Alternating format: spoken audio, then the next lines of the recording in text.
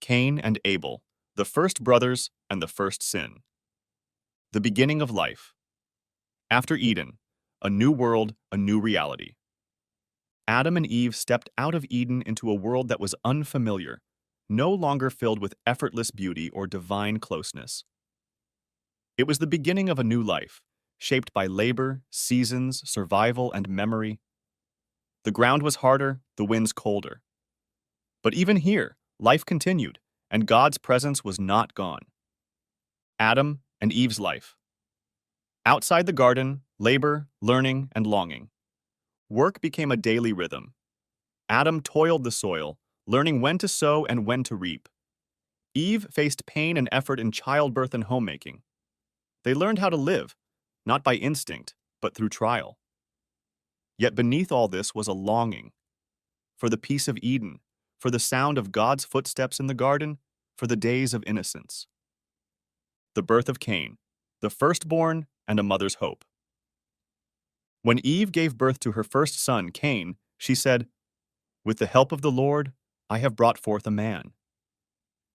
It was a moment of joy, of divine partnership in creation.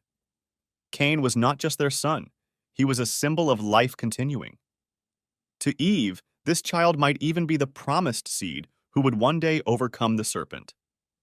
The birth of Abel, a gentle spirit and a shepherd's life. Abel, the second son, was different. While Cain worked the soil, Abel kept flocks. He was quiet, observant, and tender in spirit. He lived close to nature, walking among sheep and listening to the wind. His offering to God would reflect that same quiet devotion, given from the heart, not for reward. Parenting. After paradise, lessons in a world changed. Adam and Eve had no parenting books, only memory and prayer.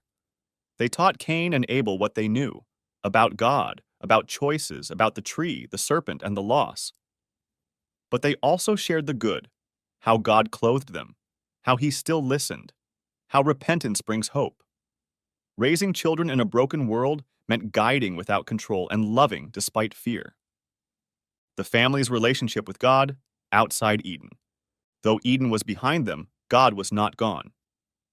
Adam and Eve still worshipped, prayed, and offered thanks. They built altars, spoke to God, and remembered his words. God did not walk among them as he once did, but he heard them, and they knew it. They passed this faith to their children, teaching them that God still saw, cared, and expected righteousness. The memory of the garden. What was lost? What remained? Eden was not forgotten. Adam would speak of it often, not in bitterness, but in reverence. He would describe the colors of its trees, the stillness of its rivers, and the peace of walking without shame. Eve remembered the moment of her creation, the sound of Adam's joy, the closeness of God. These memories, both painful and beautiful, shaped their identity and taught their sons that the world was not always broken. Spiritual lessons and emotional struggles in raising children.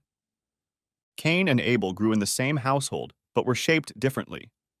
Adam and Eve watched them with both love and concern. They saw Cain's restlessness, his hunger to prove. They saw Abel's quiet contentment. The parents prayed often, not just for their son's safety, but for their hearts.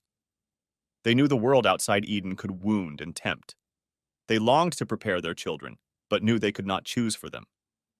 Cain and Abel, the foundations of their hearts. The difference in Cain and Abel was not just in their work. One farmed, one herded, but in their approach to God. Cain gave from his harvest, but Abel gave his best lambs. It wasn't about the gift. It was about the heart. One gave to fulfill duty, the other to express devotion. This spiritual difference, small at first, grew silently within. Living with the echo of Eden, identity, faith, and free will. Every day, the family lived with the echo of Eden, both its joy and its fall. It shaped how they viewed God, themselves, and each other. Cain and Abel inherited both the image of God and the burden of free will. Adam and Eve could not walk back into the garden, but through faith, obedience, and humility, they hoped to guide their children towards something better. toward relationship, not rebellion. Two brothers, two paths. In a world still learning to breathe after Eden, two brothers were born into the arms of a man and woman who had once walked with God. Adam and Eve, the first parents, carried in their hearts the echo of paradise, a memory both precious and painful. Life outside the garden was different, marked by labor, seasons, and the humbling lessons of survival. Their children would grow not in the stillness of divine perfection, but in the dust and wind of a new, untamed earth. Their firstborn, Cain, was welcomed with both joy and awe. Eve, holding her newborn son, whispered with reverence, "With the help of the Lord, I have brought forth a man." He was not only a child, he was hope, the beginning of humanity's story after the fall. A living sign that life continued, that grace remained. Cain grew into the fields. From a young age, he was drawn to the soil, the dark, stubborn ground that yielded only under sweat and time. He learned to till the earth with effort and care, breaking stones and planting seeds. His hands were calloused, his back strong. He carried the pride of one who wrestled with the land and won. Farming became more than his work. It became part of his identity. It grounded him, gave him rhythm, made him feel useful and necessary. The harvests he brought home filled the family with food, and in his heart he believed that through his labor he had earned his place. Cain saw the world as a place to conquer through effort, where the reward came from striving. Abel, his younger brother, was different from the start. While Cain turned to the earth, Abel turned to the hills and open pastures. He became a keeper of flocks, walking among sheep with a quiet presence and listening more than he spoke. He observed the stars at night, the gentle patterns in animal behavior, and the wind through the grass. His hands were gentler, his gaze slower, his voice softer. He wasn't lazy, just thoughtful. Where Cain was driven by results, Abel seemed moved by meaning. His life was a song sung softly, without need for applause. He brought his flock home at dusk, sometimes singing as he walked. He was at peace, and it showed. Their personalities could not have been more different. Cain was intense, ambitious, and always looking for signs of approval.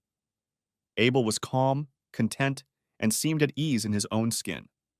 They respected each other's work, but that respect was laced with quiet tension. Cain sometimes watched Abel with a curiosity he didn't fully understand. How could someone work so quietly and yet seem so favored? Abel, on the other hand, admired Cain's strength but felt uncertain in his presence, unsure of how to respond to his older brother's sharp opinions. They were brothers, close in blood, but beginning to drift in spirit.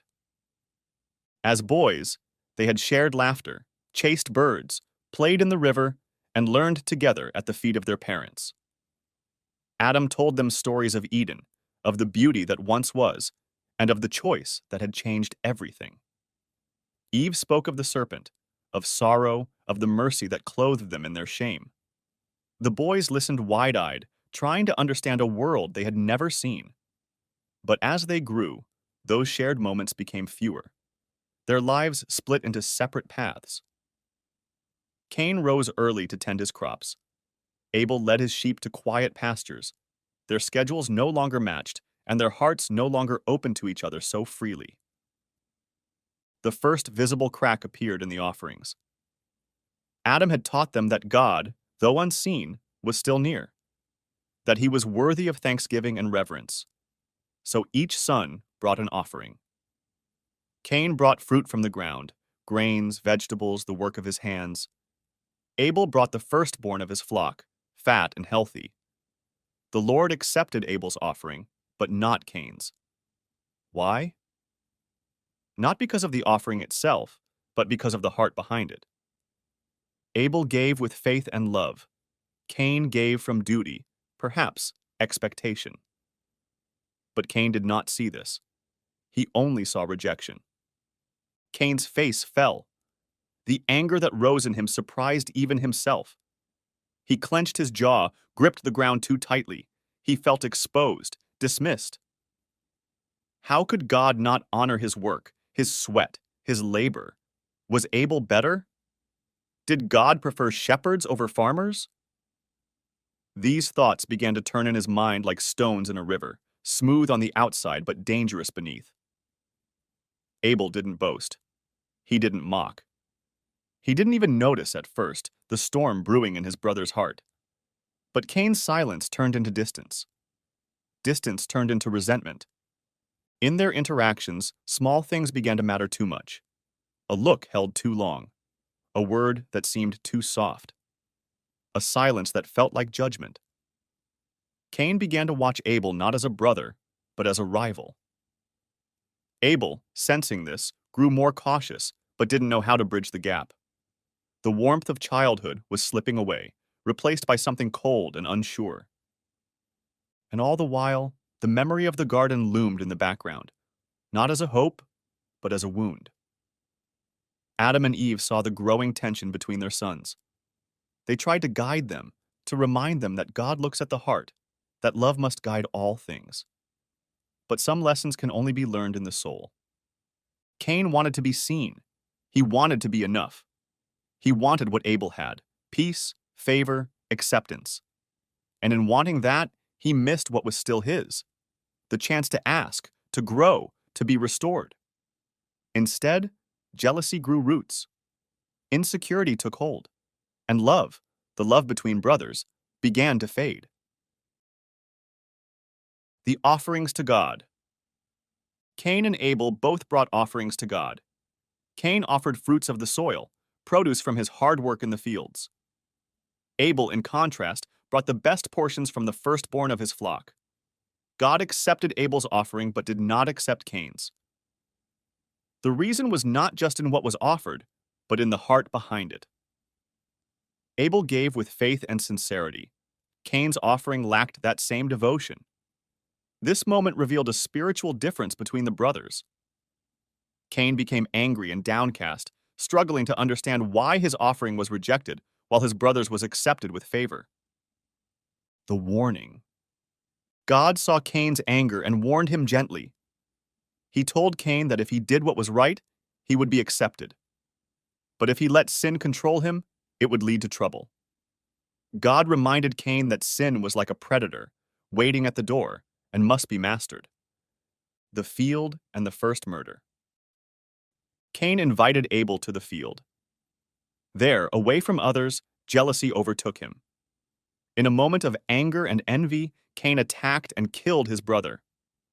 It was the first murder in human history, a tragic act that broke the bond of brotherhood and brought sorrow into the story of humanity. God's confrontation. God asked Cain, "Where is your brother Abel?" Cain responded, "I don't know. Am I my brother's keeper?" But God already knew the truth. He said, "Your brother's blood cries out to me from the ground." It was a moment of justice, exposing the sin Cain thought he could hide, the curse and the mark.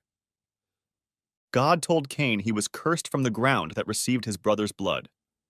The land would no longer yield crops for him. Cain would become a restless wanderer. Fearing revenge, Cain cried out, so God placed a mark on him, a sign of protection, even in judgment, showing divine mercy still remained. Cain's exile. Cain left the presence of the Lord and began a life of exile. He settled in the land of Nod, east of Eden, a place of wandering and distance. Though burdened by guilt, Cain started a new life, built a city and had children, marking the beginning of a new uncertain legacy and reflection. The story of Cain and Abel leaves a lasting legacy, a reminder of how envy, unchecked emotions, and choices shape our lives. Though Cain's actions brought pain, the story also reveals God's justice and mercy. It teaches the value of sincere worship, brotherhood, and the importance of guarding the heart from sin. The voice of the blood. Abel's blood cried out from the ground, not with words, but with a silent plea for justice. It symbolized the deep impact of sin and the value of every life. God heard that cry, showing that no wrong goes unnoticed and that truth and justice always matter in His sight. This story is shared respectfully from the Christian tradition, with the intention to educate and inspire. Like and share if you enjoyed the video. Subscribe for more Bible stories.